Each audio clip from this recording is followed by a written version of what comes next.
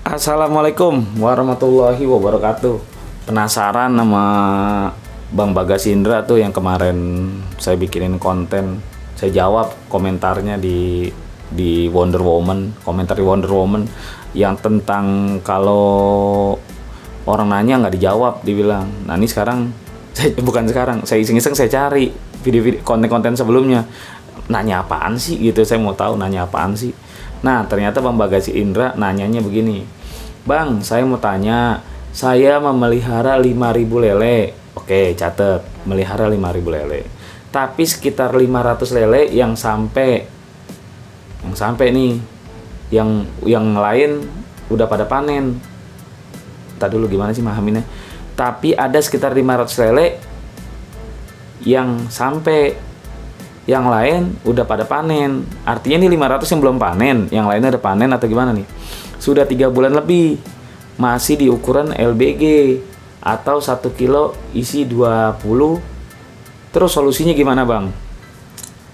Gini, ini kalau baca komentarnya miara 5.500 yang apa nih, yang udah panen apa yang belum panen, ini saya kurang jelas di sini. Artinya kan dari 5.500 itu 10%-nya ya. Saya jawab dulu dah. Saya gini, bukan saya jawab dulu. Saya jawab sepengalaman dulu, sepengalaman dan selama ini yang saya tahu gitu. Gini, kalau kita melihara lele berapapun, catat berapapun tapi bukan berarti miara cuma 10 biji 20 biji yang bisa dilihat sama mata. Berapapun itu artinya ya memang sekaliber 3.000 5.000 yang udah skala besar, skala banyak gitu. Bukan skala, kalau 5.000 sih kalau 5 biji sih melihara gedenya masih bisa bareng-bareng karena makannya nggak berebut.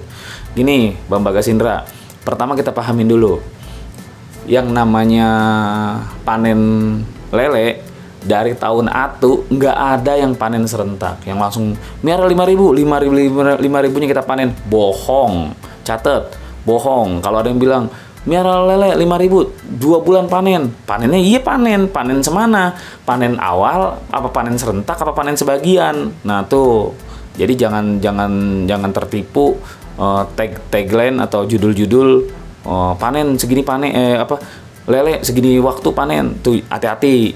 Nah ini saya kasih tahu yang lebih pastinya. Jadi kalau kita melihara 5.000 lele, berapapun gitu, 3.000, 5.000, 10.000 atau berapapun atau puluhan ribu tuh ke kolom-kolom besar apa gimana, faktor-faktor yang membuat panen lele tidak serentak itu paham ini Bang. Nih saya sebut ini beberapa faktor yang membuat panen lele tidak serentak. Kalau panen tidak serentak itu sudah memang takdirnya, memang sudah pasti tidak akan serentak. Nah, apa yang membuat mereka nggak bisa dipanen serentak? Pertama itu gini Bang, makan, asupan makan. Kalau kita melihara lele, belum tentu ketika kita ngasih makan semuanya dapat makan. Apalagi kolom gitu, ikannya banyak, kita makan jebur dia kocok, asik kita ngasih makan cepuk, kita lempar ke ujung sono, kita mau lempar ke ujung sini, kita lempar ke sono, tanpa kita sadar. Ketika kita melempar ke ujung sono, lele yang di pojok sini ngejar ke sono. Begitu sampai sana udah kehabisan, kita lempar ke sebelah sono lagi, dia balik lagi sebelah sono lagi, kehabisan lagi, kita lempar ke sono, dia kejar lagi ke sono. Artinya apa? Itu lele cuma main kucing-kucingan. Ini perumpamaan doang. Pada kenyataannya mah lele di atas lagi pada makan rame-rame, ikan yang dari bawah pengen naik ke atas kagak bisa, namanya kesundul. Orang udah ngejelimet di atas tuh, yang dari bawah cuma sampai tengah air doang. Aduh kesundul nggak sampai ke atas, dia akhirnya nggak dapat makan. Intinya ini perumpamaan doang ya. Intinya lele itu karena asupan makannya tidak rata, jadi panennya pun nggak rata. Itu salah satu faktor. Yang kedua, bibit itu kita nggak tahu. Ini kita bener Bang, kalau saya ngomong begini saya dimusuhin tukang jual bibit sebenarnya. Gini, tapi tukang jual bibit juga saya rasa apa yang saya omongin ini mereka harus ngaku. Oh iya memang benar seperti itu. Contohnya gini Bang, ini beneran nih, tukang jual bibit kalau merasa omongan saya ini salah, tulis di kolom komentar. Saya siap menerima hujatan dari teman-teman yang pembibitan. Jadi gini, ketika kita ngawinin lele pasangan 1, lele pasangan 2, lele pasangan 3 dengan waktu yang berbeda. Yang pasangan 1 minggu ini, pasangan 2 minggu depan, pasangan 3 minggu depannya lagi, atau kacak 3 hari lele satu, pasangan satu hari ini, pasangan kedua hari tambah 3 hari, pasangan ketiganya tambah 3 hari, pasangan keempat tambah 3 hari. Intinya selama selisih 3 hari itu beda-beda pasangan yang kawin. Ketika mereka punya anak nih bang, punya anak nih, walaupun awalnya di kolom yang berbeda-beda nih, ini tukang pembibitan pasti tahu hal ini. Ketika mereka di kolom berbeda-beda, itu kan dikasih makan sama mereka tuh.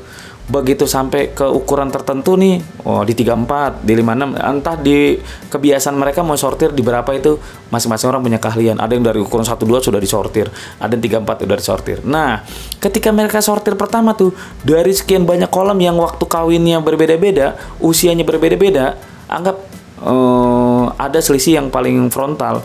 Kawin pertama sama kawin kelima itu selisihnya 15 hari. Contoh gitu, umpama gitu ya. Selisih umurnya udah 15 hari.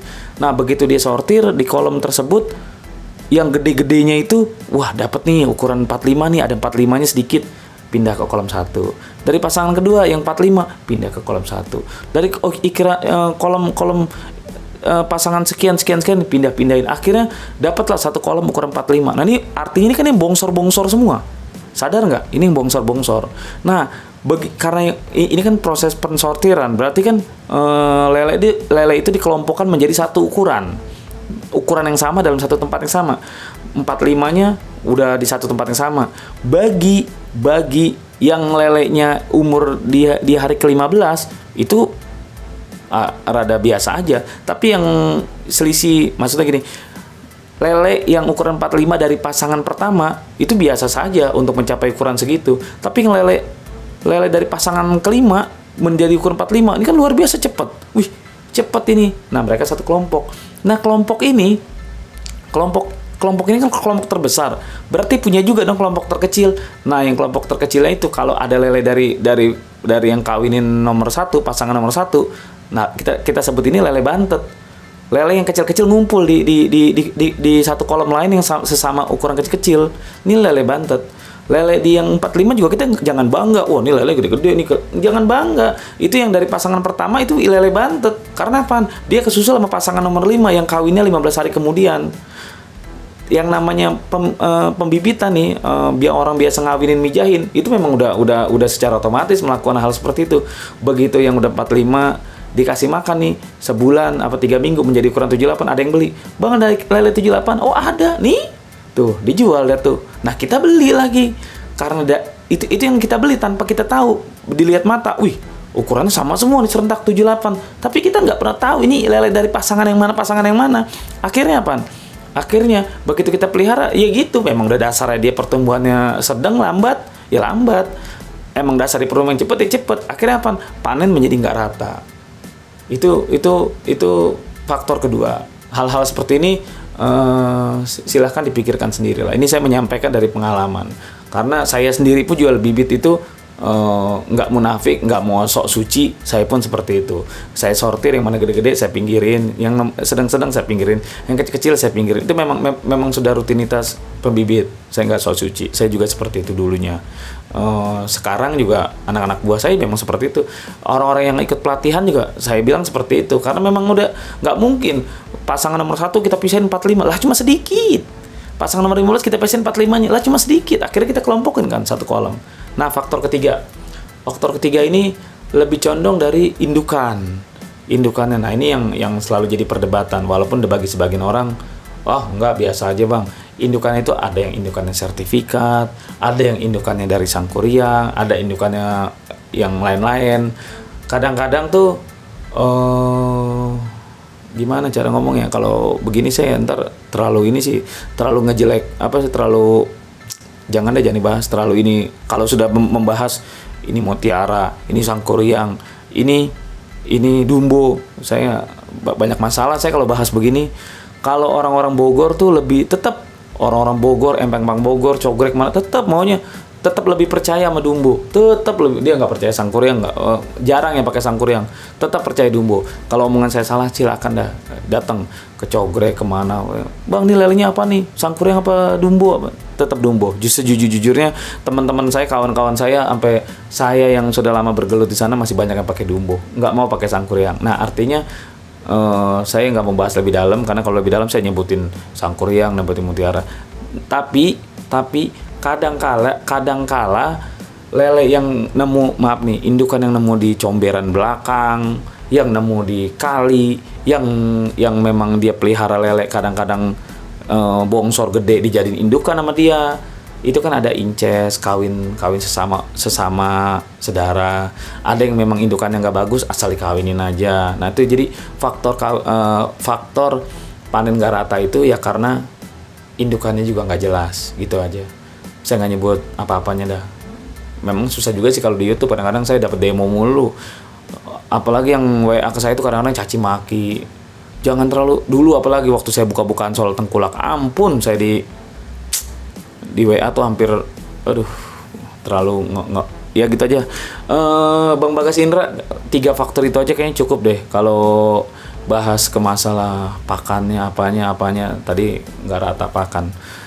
Intinya biar nggak terlalu panjang juga konten, nanti saya bikin konten khusus dah agar trik agar panen lele serentak. Nah terakhir nih Bang Bagas, nggak serentaknya panen itu biasanya panen pertama itu cuman 20-30%. Catat, 20-30% lele bisa dipanen yang ukuran panen.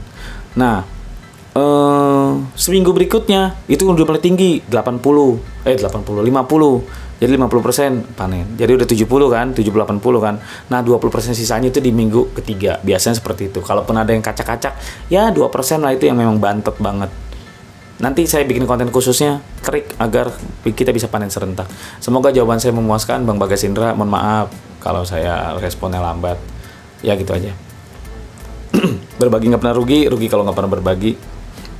Usikum nafsi bitaqwallah. Wassalamualaikum warahmatullahi wabarakatuh. Nah, itulah diskusi kita. Tulis di kolom komentar apa yang kamu pikirkan agar kita bisa mendiskusikannya lagi. Yang belum subscribe, jangan lupa subscribe dan aktifkan lonceng agar channel ini terus terbangun dan kamu menjadi yang pertama mendapatkan pemberitahuan video untuk diskusi-diskusi kita yang lebih seru lagi.